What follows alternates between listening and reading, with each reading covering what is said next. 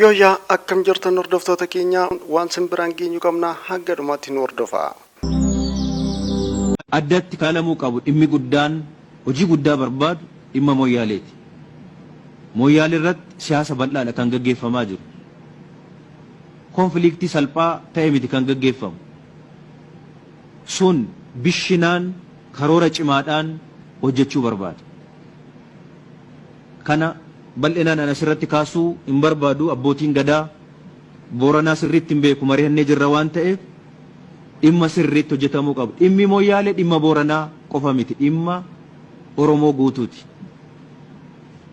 Dhimmi Mooyaalee. Oromiyaan international gate balbala addunyaatti baasu qabaachuun irra jiraata.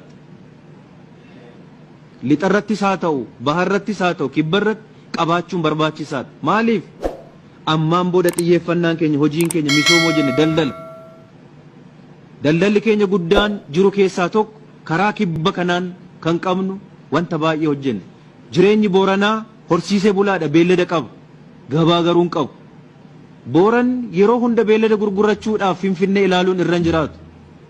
Moqaadishoon isaaf gabaa ta'uu danda'uu qaba. Naayiroobiin isaaf gabaa ta'uu qaba. Mombaasaan isaaf gabaa ta'utu irra jiraata.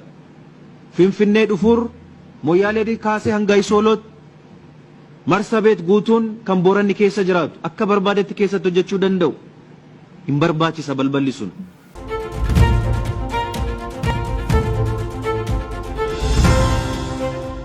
Egaa hordoftoota keenya waan nu hordoftaniif galatoomaa jecha odeeffannoowwan waqtaa fi madaalawaa argachuuf fuula miidiyaa keenya OBC Oromiyaan Broadcasting Corporation subscribe, like, share gochuun nu hordofaa dhaamsa keenya horaa bulaa nageenya hunda keenyaaf.